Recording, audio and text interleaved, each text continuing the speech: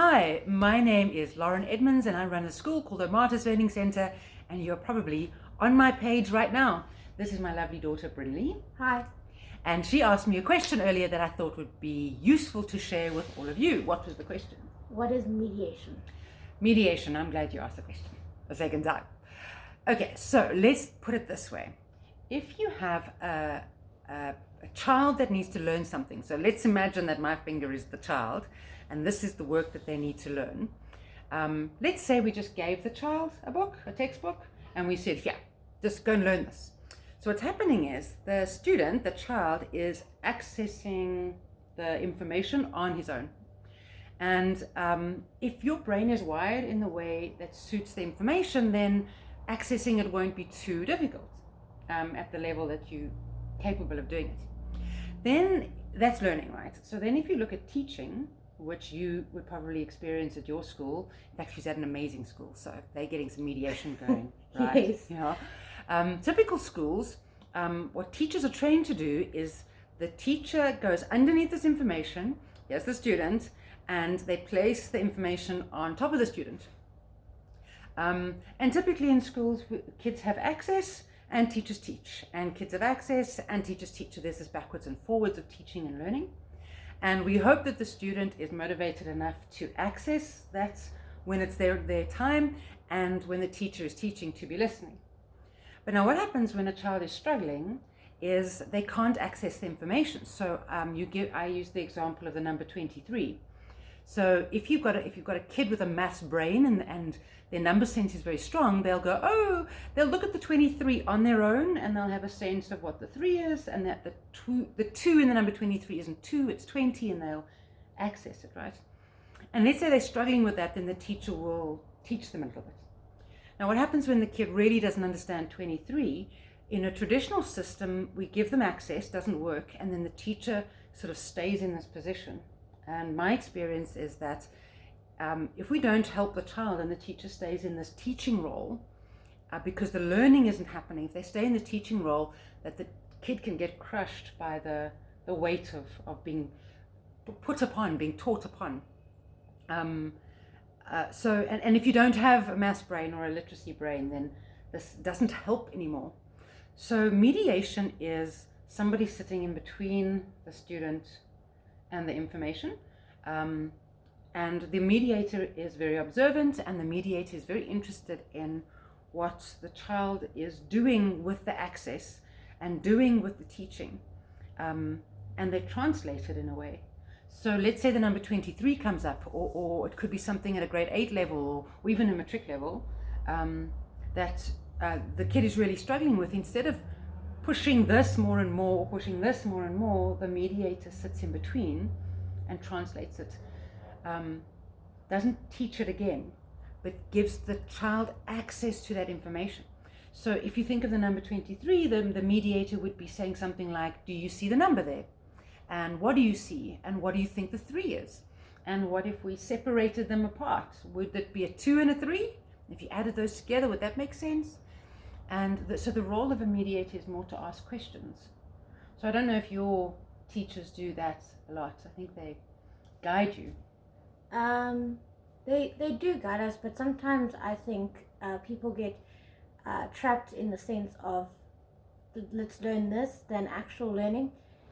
And before, I just wanted to ask a question, because before you said you didn't like using the word in between. What word would you use instead of in between? Oh, that's a very good question. So if this is the student and this is the learning, the mediator is not getting in the way and not blocking the student from the learning. It's a translation. I think the word translation could help you. So it's better than in between, because in between means you trapping both sides. And you're getting someone getting in the way of somebody, yeah. Whereas mediation is more like a bridge. It bridges the student to the learning and the learning back to the student. And it's allowing both to be able to learn and to be able to learn as well. Yeah, there's a flexibility. So instead of, so the content is quite rigid. It's the student that is flexible. Yeah. So the mediator needs to be equally flexible so that the student can have access to the content. And sometimes that translation is an explanation. It's it's mainly questions. Good mediation questions ask how, when, where, what do you see? Don't really ask why, because why puts kids on the spot. They've got to try and explain themselves. Yeah, and explaining yourself is quite scary. You don't want to explain it, and then you bumble. Yes. In that explanation, so yeah. So a good question would be, what do you see in the sum? What do you see when you see a 3? How could you count it out? And I'm using a really simple example, but it would work for anything. You know. So if you're doing, I know you study CAT, if you need to create a quiz on MS Forms or on Google Forms, it would be really poor of me to take over and do it for her. It would be me just kind of hammering home, and she wouldn't learn anything. And it would be a really poor form of me as her teacher just to say, well, just keep going and not help her, to try and force her there. But so if you were really struggling with it, I might draw your attention to things. I might say, have you considered something else? Or how does that work? What if you tried it a different way? So with mediation, it's the relationship between the teacher and the student. It's not the teacher and the students, it's them together forming like a connection. Yes, you've said that so well. So it's teacher and student as a bond, looking at the learning and going, I wonder what we see here. And it's also with the teacher figuring out how students learn things, and it's not every student's the same. They have different personalities, different ways of learning. Their brains, some of them don't learn as fast, and that's okay, and some learn faster, but we still have to figure out their different personalities and different people. Exactly. I think that's the trademark of an excellent teacher, is that they're not just rambling on with information or sitting at their desk forcing kids to just read through stuff, that they're very aware and awake of what their kids are doing and what the kids need individually, and can they shift a lesson accordingly. So you want to tailor learning to each child, because they're not all the same and they don't all learn in the same way. And you want to give kids access to that learning on a daily basis. And would you say if a teacher just teaches straight and the students are different, and they just teach them like everyone else, it brings the student down in a sense? If the student is struggling, yes, definitely. And that the teacher doesn't notice it. That definitely brings them down. Yeah, I think teaching, if you're doing it right, is really hard work, and you can be really, really tired at the end of a lesson, because you've got to be so aware of who's not paying attention, who's underactivated, who's not understanding, who's suddenly got it, and you want to praise them. Are they on different pages? Do you need to speed them up or slow them down? Rather than this blanket, I teach everybody as if they're the same. I asked this question, do you think that schools, mainstream schools, need to focus more on mediation or bring their attention to it? Because you said that it's more a legal term, more than an educational term, in the sense of what it is today in definition. Do you think they should? Yes, so just to clarify that, mediation is typically understood as something sitting in the legal field. You either go to a lawyer or you go to a mediator that helps you with your legal issues. From an education point of view, it has a different, perhaps a similar, but it's applied differently. So yes, I think that mainstream schools would really benefit from understanding the concept of mediation and applying it more to their larger classes. It does require a different mindset of teachers. But I think that a lot of children that are struggling and potentially failing could be caught and helped. And I also think that your students who are excelling could be extended if mediation is used, because what you're trying to do is build stronger brains. We're not trying to get a worksheet done. We're trying to build strong thinkers and problem solvers. And would you say like you said, if mainstream schools use that term mediation and use it, the students will be extended, meaning that they'll have better work ethic and better understanding of the world. And that's spot on, because what I mentioned before we started taping to Bryn when we were talking about it was that the problem is with having the information, the knowledge, and the student without the mediation, is that if the child is unable to access it on their own, or if the teaching isn't working, we do tend to break children down and we tend to stop them from trying because it's just doesn't make sense to them. So the more we teach the same kid the same way and we're inflexible, all we do is squash them down. And that's why dealing with in a school like mine is we deal with self-esteem first more than anything else, because we've got to say, no, you're capable and you're worthy and you can do this. You just have had a system that does that or does that. And actually, if we help translate this for you, you can access it and you can excel. So with people, with learn differently than other people, and their esteem has to be like, we have to work on their esteem, because without confidence and their esteem, high esteem as well, they get pushed down even more, and that just crushes a person and makes them believe they're not worthy of it. But I think that everyone actually in the world is worthy of actually getting the help they deserve if they need it.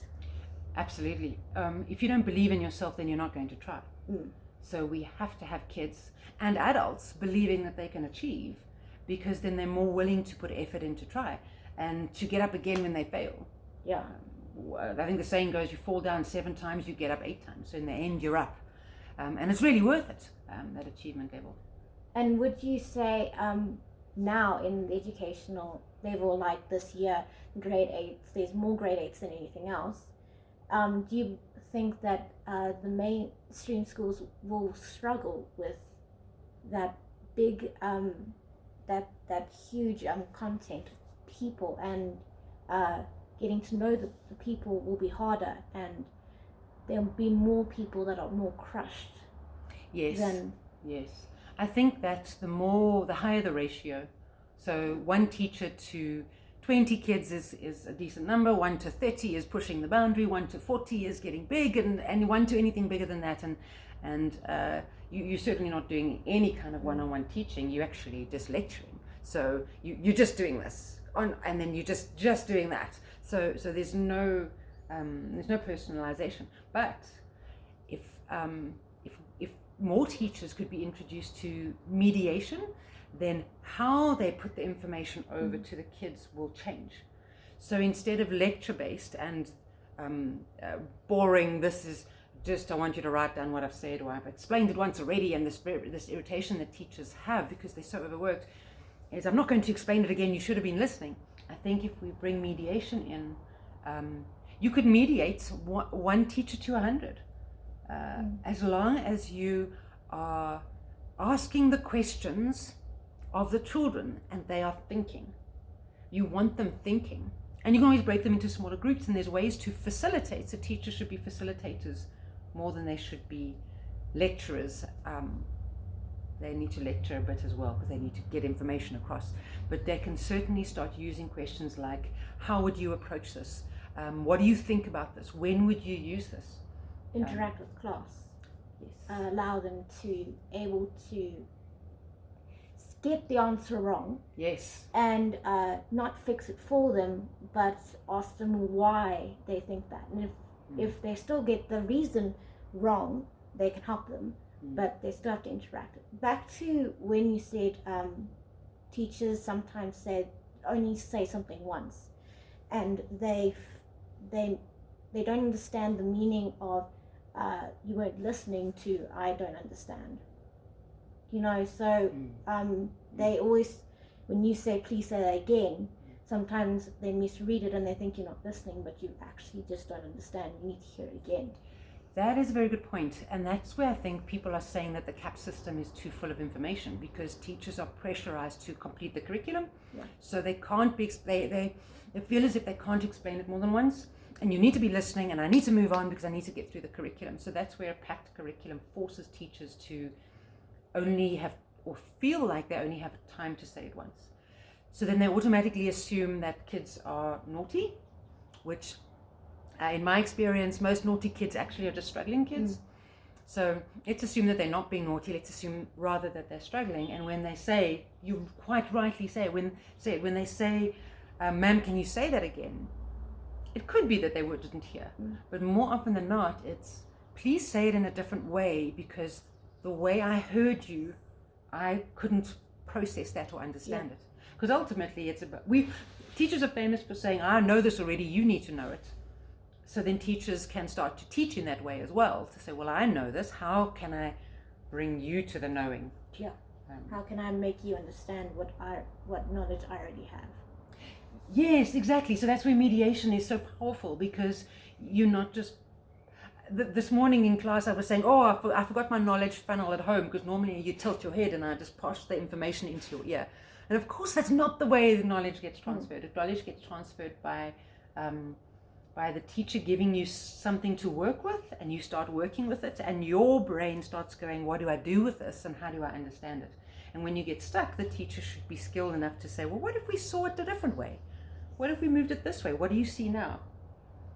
So that's mediation. So you asked some really great questions. Have I answered them well enough? Yes. Have you got anything else? Not that I know. Okay, so this is our first mom and daughter. I'm sure we will improve as we go, but well done. That was a great interview. Bye. Bye.